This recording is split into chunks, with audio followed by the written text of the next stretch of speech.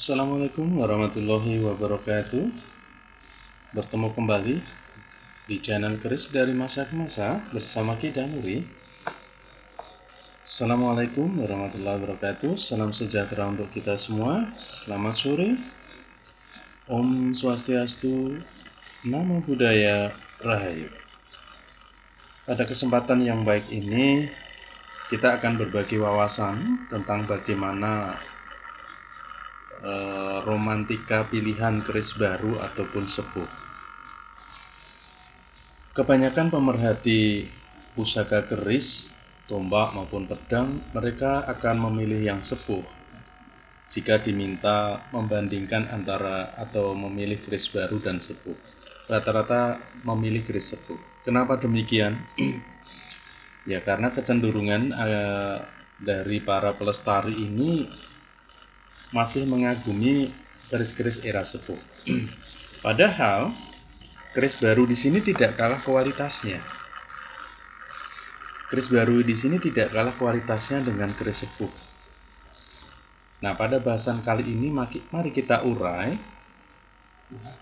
Kita akan berbagi bahwa keris baru pun kenapa tidak jadi pilihan?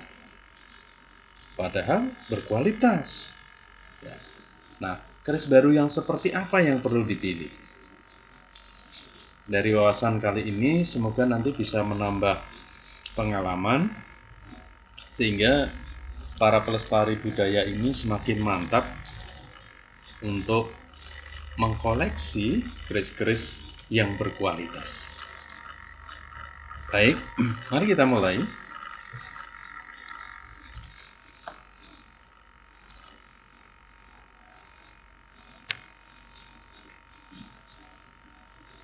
Ya, di sini saya tampilkan sebuah keris. Kita perlu mengenal keris baru dulu ya. Sebenarnya keris baru itu apa sih? Apakah keris yang dibuat saat ini? Atau apakah keris-keris yang dibuat di era 45, di era 80, atau di era 2000 itu sebagai keris baru? Mari kita lihat. Padahal di era Mataram banyak muncul keris yang baru dibuat. Di era Amangkurat juga sama. Di era PB, di era HB, HB5, HB7, HB10 semua membuat keris baru. Nah, kenapa menjadi tidak dipilih keris baru ini ya? Kenapa tidak jadi pilihan? Di sini saya tampilkan sebuah keris baru. Ya. Keris ini dapurnya ya kelihatannya kola misami ya, karena ini lurus ya. Ada yang nyebutnya sinompropion juga boleh, karena ini lambe gajahnya ini double, maka kita menyebutnya sebagai keris kola misami. Keris ini putran PB4 putranya, jadi di sini era Mangkubumen yang di putrani. Kerisnya adalah keris era Mangkubumen ya, putran dari PB4, koleksi dari website Keris Indonesia. Ini adalah keris baru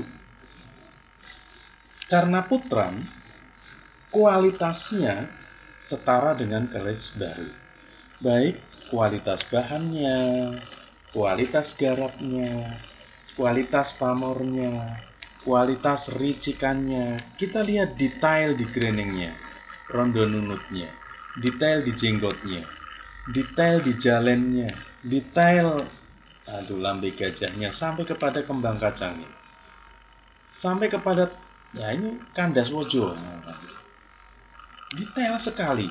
Bagaimana januran ini dibuat, sangat detail sekali, dan ini cermat. Ini sebuah contoh keris yang berkualitas,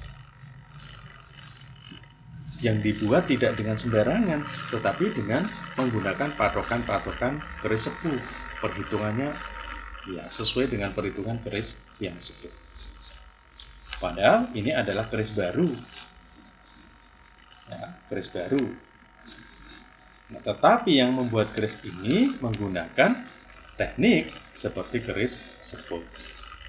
Nah, Keris-keris seperti inilah yang perlu menjadi pilihan kita. Artinya apa? Di zaman sekarang banyak bermunculan empu-empu baru, pengrajin-pengrajin yang hampir menuju ke tingkat empu yang telah menguasai teknik-teknik emu kuno. Dan ini layak kita apresiasi. Kita lihat di sini pamornya.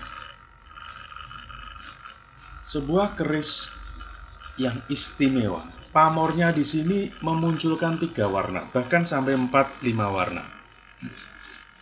Ya, ada yang ngakodiap, ada yang nyanten, ada yang agak gelap, ada yang nanti kita pada ulasan selanjutnya akan saya bedakan keris-keris yang berkualitas pamornya dengan yang biasa pada umumnya. Tapi pada bahasan kali ini adalah sebuah pamor dengan teknik yang sempurna. Bahannya, nah ini dia. Jadi bahannya di sini adalah bahan yang sangat langka di sini. Bisa jadi bahan sepuh yang dibuat di era sekarang. Oke. Jadi artinya keris baru bisa menjadi pilihan kita kalau memang keris baru itu berkualitas. Jadi jangan alergi dengan keris baru ya. Sekali lagi, kita apresiasi keris baru ya. Kita layak untuk mendapatkan keris baru yang berkualitas. Supaya rekan-rekan pengrajin kita meningkatkan kualitasnya menuju pada tingkatan yang setara dengan para empu yang terdahulu ya, kita patut apresiasi. Baik, kita mulai dari sini ya. Keris baru itu dimulai kapan? Tadi sudah kita singgung sedikit. Memang ada wawasan bahwa keris baru itu adalah keris era kamardikan. Era kamardikan di sini menurut pakar ada 2 versi. Kamardikan yang dimaksudkan adalah keris-keris yang dibuat setelah era kemerdekaan, setelah tahun 45, itu keris kamardikan. Tetapi ada bahasan lain bahwa kamardikan itu dimaksudkan adalah bahwa para pembuat keris bebas, merdeka untuk berkreasi. Itu yang dinamakan kamardikan. Jadi ada 2 versi di sini. Maka jangan disamaratakan. Setiap keris kamardikan itu adalah keris biasa-biasa. Tidak. Keris kamardikan istimewa-istimewa. Nah, terus yang biasa gimana? Nanti kita bahas. Ya. Jadi, keris baru itu dimulai kapan? Sebenarnya di zaman PB, HB, Mataram, Mangkurat, di zaman Demak maupun di zaman Majapahit itu ada keris baru. Ya semua keris awalnya memang dari baru kan gitu ya, dibuat oleh para empu. Tetapi karena ini dibuat empu, kita tidak memasalahkan lagi keris ini baru apa tidak. Yang jadi pilihan adalah keris itu berkualitas. Itu yang paling penting. Oke, kita mulai lagi selanjutnya. Keris baru berkualitas. Iya. Keris baru harus berkualitas. Yang menjadi pilihan kita. Kualitas bahannya, kualitas pamornya, kualitas garapnya, bahkan sampai kualitas sandangannya atau warangannya. Semua harus berkualitas. Itu yang menjadi pilihan kita. Ya, kalau belum berkualitas ya berarti jangan, kan itu ya. Jangan jadi pilihan. Jangan jadi pilihan. Bagaimana sebuah garap yang begitu simetris, begitu detail, begitu hidup, begitu ada kehidupan, walaupun ini baru atau ini putran, ya, tidak jadi masalah. Oke, baik, lanjutkan. Perlu diketahui ada keris baru koden. Nah ini dia, keris baru koden. Keris baru koden ini sejak zaman Majapahit itu ada. Keris baru koden ya. Dari Mataram ada, zaman PB ada, HB ada, zaman sekarang banyak. Apa sih fungsinya keris koden di sini? Adalah keris souvenir. Keris yang memang dibuat untuk souvenir ya. Souvenir itu ya hampir mirip keris lah. Jadi kualitas tempa, kualitas pamor, kualitas garap tidak dinomorsatukan. Yang penting untuk souvenir murah, meriah, begitu. Sekali lagi, keris koden ini adalah keris souvenir murah meriah. Maka jangan jadi pilihan, kecuali kalau Anda pengen. Ya, kecuali kalau Anda pengen, misalnya orang tidak tahu keris supaya dia mulai dari awal. Nah ini belajar dulu nih keris koden. Ya, jadi kalau misalnya dipegang-pegang tangannya ada garam dan sebagainya nggak masalah keris koden. Dan bahkan ada beberapa kolektor yang menyiapkan keris koden untuk mereka yang datang berkunjung dan ingin melihat keris-keris. Dia ingin mengetahui, diberikan keris koden dulu. Kalau keris, cara dia memandang keris, memegang keris, mengeluarkan keris, ini sudah bisa kebaca seseorang itu. Oh, ini orang ini belum ngerti keris. Maka ya diberi keris koden saja. Kalau keris yang beneran eman-eman. Jadi begitu. Ya, oke. Jadi keris baru koden ini dibuat pengrajin, digunakan untuk souvenir. Apakah ada keris koden yang bagus? Ya ada, tapi pasti kurang berkualitas. Ya, kurang berkualitas. Baik kualitas tempat, kualitas wasuhan besi, kualitas pamor, kualitas garap. Ini biasanya kurang berkualitas. Oke, jangan salah pilih. Nah, kalau keris baru ini koden ya jangan dipilih, gitu. Ya.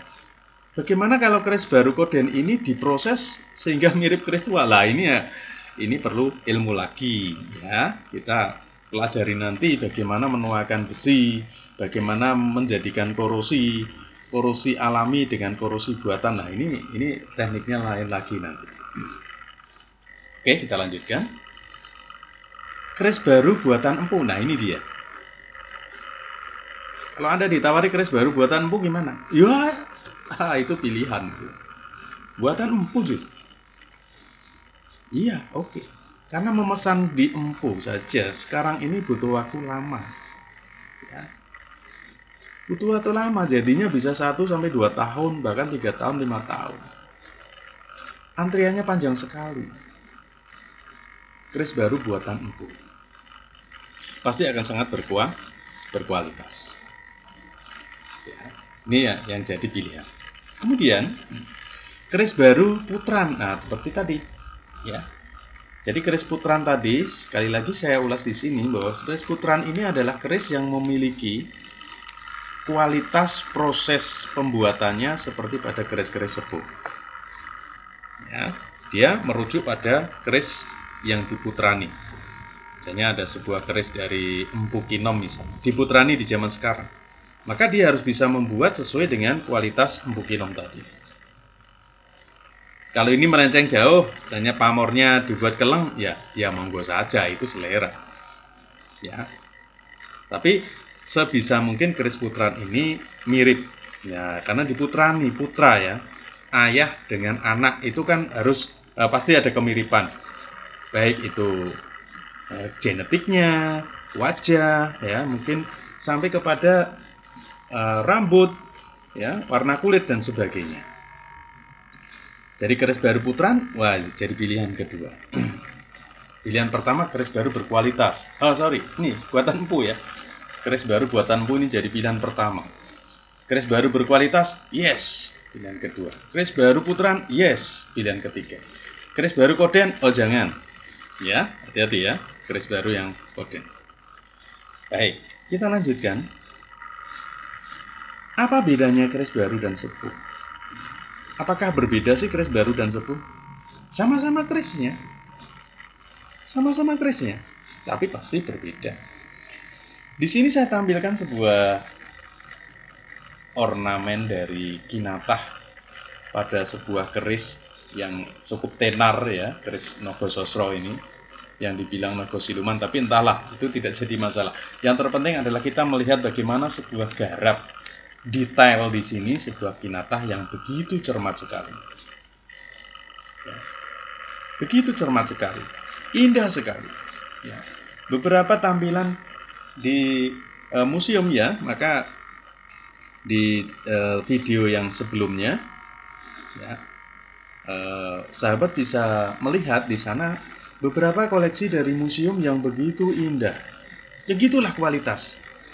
Begitulah yang berkualitas. Ya. Jadi miss-nya atau salahnya itu sedikit sekali. Bahkan mungkin minim salahnya.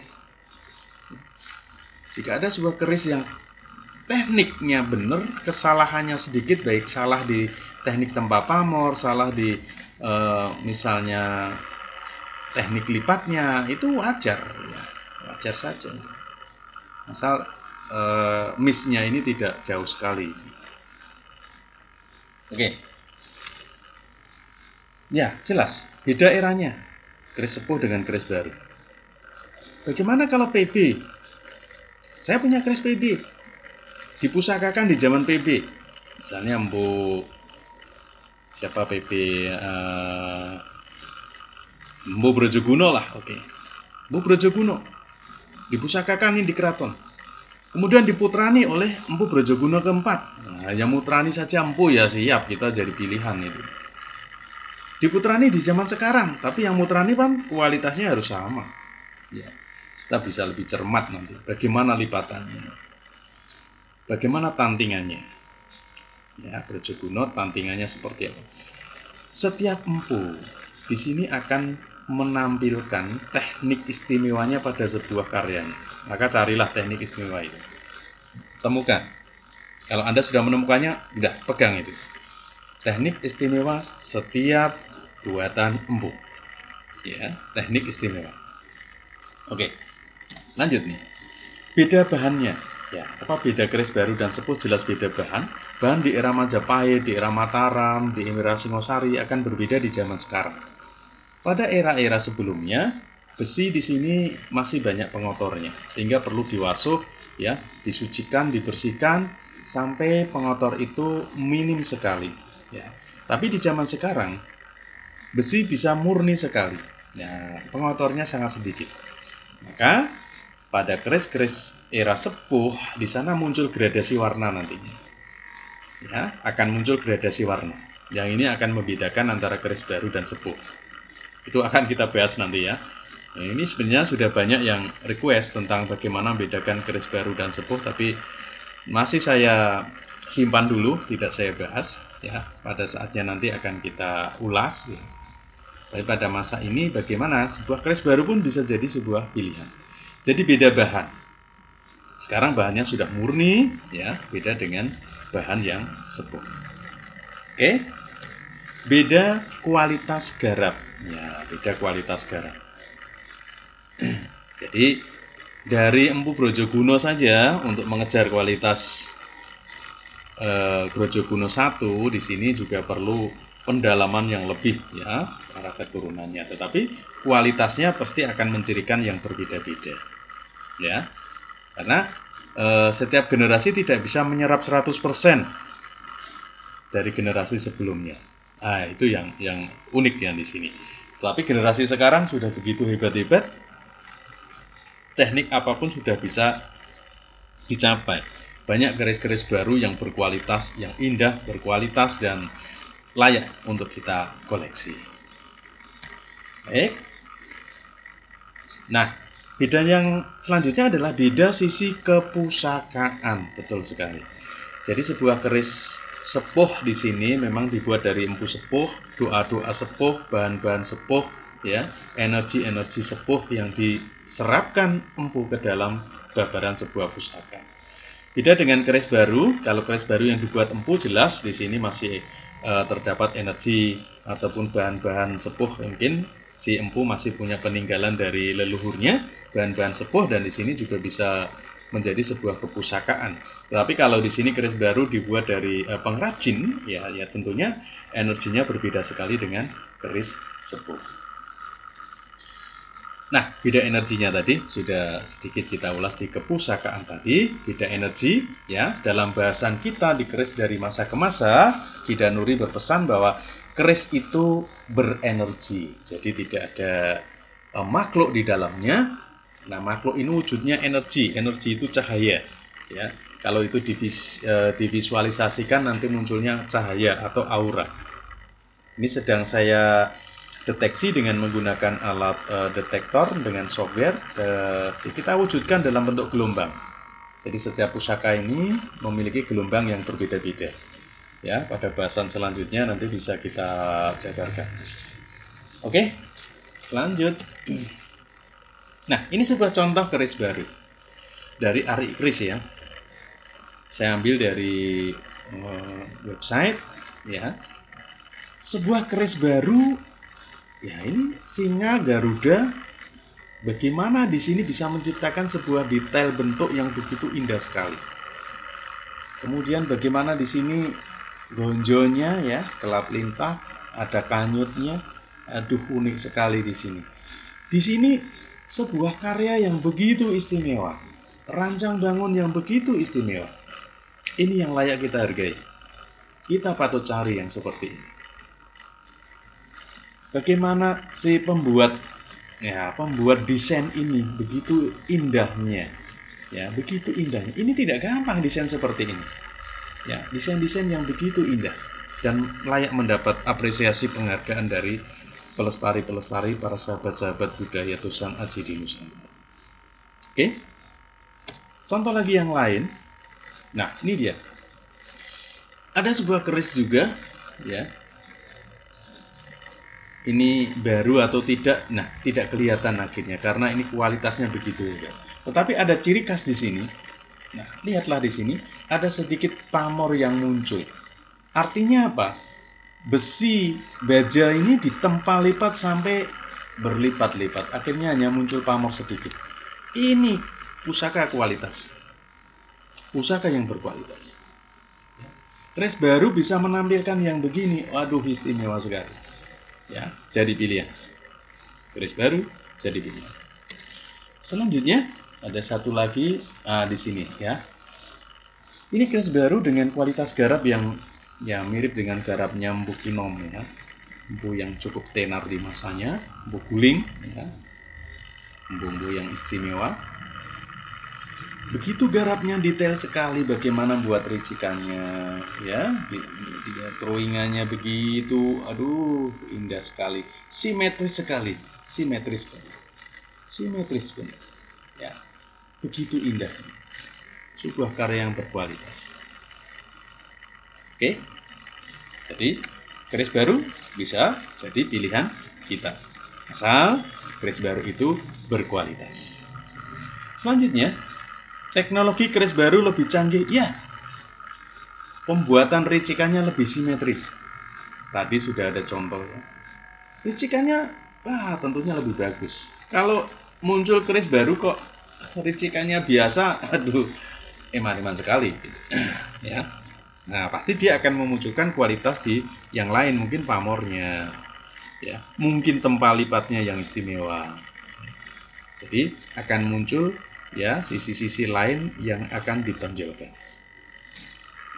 Pengolahan bahan yang lebih matang, tadi sudah kita singgung bahwa pada masa sekarang ini besi ya, baja atau bahan-bahan keris ini sudah sangat murni ya. Jadi mungkin dengan sedikit pengolahan menjadi lebih murni lagi, tapi tidak banyak pengotornya, dan bahkan teknik untuk mau masuk ya menempa ini sudah ada ya, sudah ada dengan listrik ya, sudah ada mesin ya, mesin tempa ya, sering kita lihat di channel-channel yang lain membuat keris, membuat pedang itu dengan cara industrialisasi ya, tetapi tetap berbeda rasanya dengan handmade.